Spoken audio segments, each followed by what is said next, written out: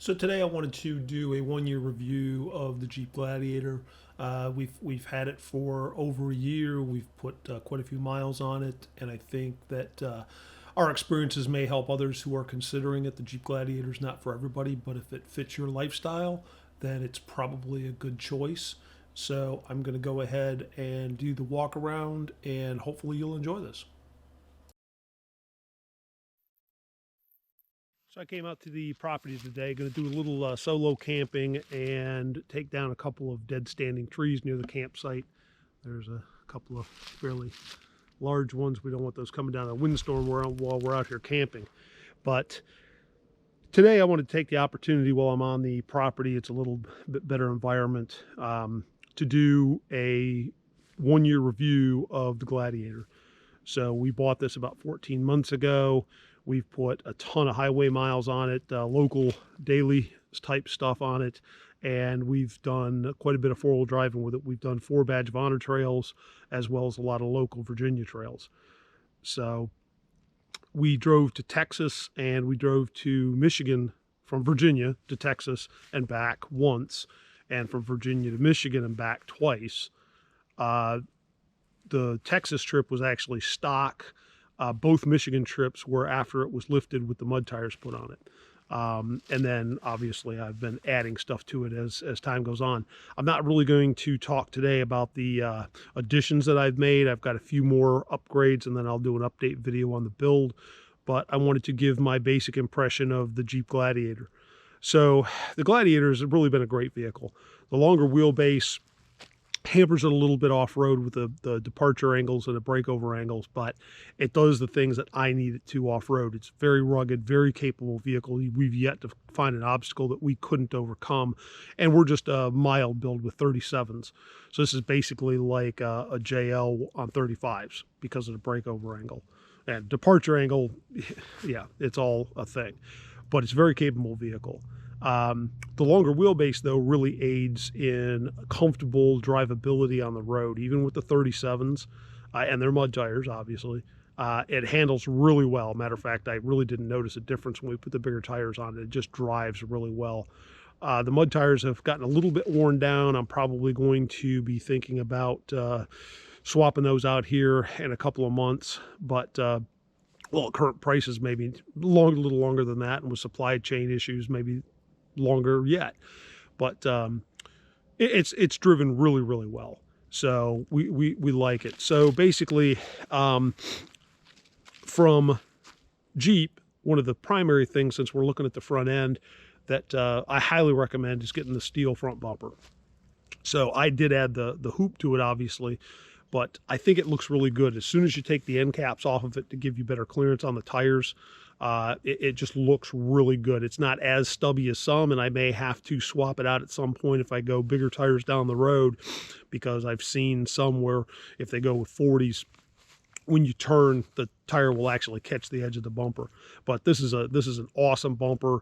I just bought the plate for the winch, bolted it right in. I bolted the hoop on it, and we're good to go. So I really do recommend the steel bumper. I think that's an economical way to move into your build. So the other thing here on the front to note is the LED lights. So the LED headlights are much better. Jeeps have never had a good reputation for their regular headlights, but this really does help. I've also got the front mounted camera, and that does assist when you're on the trail and you've got some blind spots where you can't see over the hood. It's just comforting to know and be able to look at the screen inside the Jeep and tell what's out there in front of you. So that's the front end. We did, of course, remove the inner fenders. We've used the Highline fender kit and braced that up to make it strong, so it's not as flimsy. But by removing that, gave us a lot of additional clearance. That's been fantastic. As I said, you know, it drives really well with the new shocks on it, but what came with the Fox shocks, and it drove really well with those too. Obviously, this is an upgrade, it drives better, but it's got more articulation off-road. So I've changed out the standard rock sliders that came. This is the Rubicon model, so it came with the rock sliders. These rock slide engineering steps are really nice, but the original sliders were good. They're very functional. And until just recently, I had those on the back corners, and I just swapped out the rear bumper. So we don't need those anymore, but those came in handy. We actually hit on rocks on those a couple times and scraped up the bottom of it a little bit. So the original configuration with the factory sliders, very nice. I just gave my girlfriend's son the tire and wheel combination that came off of this originally, which was really nice. It had the black the black Rubicon wheels with the little red Jeep on them, and had the mud terrain Falcon 33-inch tires, and he really loves those on his Jeep. At least I hope he does. But so the tire and wheel combination was fantastic from stock. I did not get the bed liner, so that's one thing. I did get a bed mat to put into the bed, which works just fine, and I don't think I'm going to wind up getting it lined. The stock rear bumper on the Gladiator was nice. It had dual tow hooks. I do prefer these D-rings, but it did have the dual tow hooks, and that was a nice setup. Plus, it's got the tow package.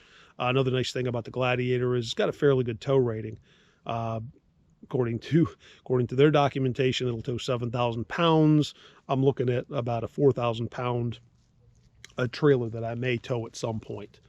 So that's nice to have that additional tow capabilities. But overall, the Jeep's been really good for us. It's a very flexible vehicle, I think. It does the things that I want it to do. Having a bed allows me to do things like this when I came camping. Well, when I came camping today, it's solo camping, so I didn't haul out quite as much stuff.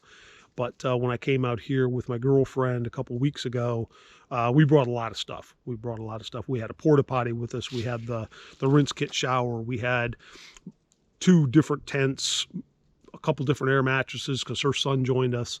And so we had a lot going on, and we had everything, had a lot of stuff tied up on top of the bed rack just so we had enough room in the bed. And I did like to keep it covered. I bought this soft tonneau because it can actually roll up underneath the rack, and that kept everything dry. It limited my space a little bit, but it still worked out really well. Actually, I did not have the rear tire carrier on at that point, so the tire was hanging from the bottom of the rack, which further limited the cargo carrying capability, but it was enough to where we hauled out a ton of stuff. And I've got dogs, so we had to bring dogs with us. So the back seat was not available. The dogs were sitting in the back seat in a hammock, which I'll probably review my hammock and the capabilities of hauling a dog here at some point. So the Jeep itself, it's a very nice layout, I think. We did get the leather, and I do like these tan leather versus the black especially. And with this package, you get the gray dash panels instead of the red. I don't really care for the red much, so I was really happy that I found this one that had the different configuration. We did put the blue knobs on the stereo controls, but so that's not stock. But the stock is nice. We just wanted to add that touch of blue. So very nice configuration. I really like the interior. It's very comfortable. So on the negative side for Jeep, they don't have a dead pedal. So I'm 6 foot tall, and it drives me crazy having my foot just hanging out. I don't think it matters how tall you are, actually, but my foot hanging there, not having a place to put it. It's much more comfortable for long distance driving. So I picked this dead pedal up off of Amazon cheap and bolted in. Really easy upgrade, but that has been phenomenal, and Jeep should definitely include that. So another issue is the seats. There's 2 things about the seats. So one, I think everybody knows you can't get a power seat in a Wrangler or a Gladiator. I've heard different excuses for that, being that it's meant to wash out, and that the electronics would be a problem if you got in deep water, everything else. But I don't know. They're heated seats. Seems like that would pose a potential problem there. I'm not really sure. So another thing, which would be a problem with power seats anyways, but it's the height that the seat sits up. So I have a friend of mine who's 6'8", and he cannot fit in this vehicle. he wanted so badly to buy a Gladiator, but he just can't fit comfortably. If you get in, put the seat all the way back, there's just not enough room, and his head, if you lean the seat back, you could try, but then the sport bar gets in the way. So he had major issues trying to get in this thing. And that's a shame. I think Jeep should do something about that. Raise the roof just a couple inches, you know, lower the seat mechanism. It looks like there's plenty of room, at least to me. So I think that those are things that that Jeep could do to improve it a little bit. I do like the layout of the vehicle and some of the things. They put this little tray up here, which of course everybody uses for their communication setups. And I've got the 67 designs here, but that little tray there was put in, and it really does maximize the space as much as possible. It gives you things that you can upgrade on the vehicle. So that's fantastic. So I really do like the interior. We do not take the top off. We've taken the Freedom panels off just to check it out, but I'm not big on convertibles. I don't like the wind when I'm driving. I don't like birds pooping on me. I don't like bugs coming in. I don't like mud when I'm off-road splattering in. Just not my thing. I'll probably never really run with the top off. I don't actually plan to ever take the top off. And probably the doors either. We'll see. Maybe one of these days. So sorry, kind of junky, but I'm out on the property today, so I've got my no trespassing signs. I've got a post around the area. It is hunting season. So once again, very, very nice layout, very comfortable. I've had a number of people ride back here, and it's good for the dogs as well. Nobody has ever complained. They've got the Molly on the back of the seats, which allows me to put these bags in a first aid kit for additional storage, because storage is always tough. You've got the little center console with some, you've got an inverter outlet for regular 120 power, and then you've got some USB stuff. You've got window controls, you've got heater, air conditioner vents, and you've got some cup holders. So it's nicely laid out. The doors have the little mesh, elastic mesh on them, so you have additional storage. So we already talked about the brown leather seats. I like that. Of course, with the Jeep, the seat backs lock. And I've got it locked right now. But you've got the center console for some cups. You could stick a person in here. I've never had 3 people ride back here, but I guess if they were small enough, you could get away with it. I've got that seat locked. Go to the other side here.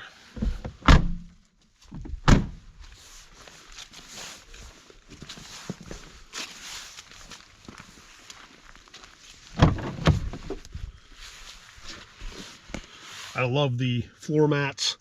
They're easy to take out, they're easy to wash, and they do a good job when you're off-roading of keeping all the nasties contained, because I get in here with pretty muddy feet.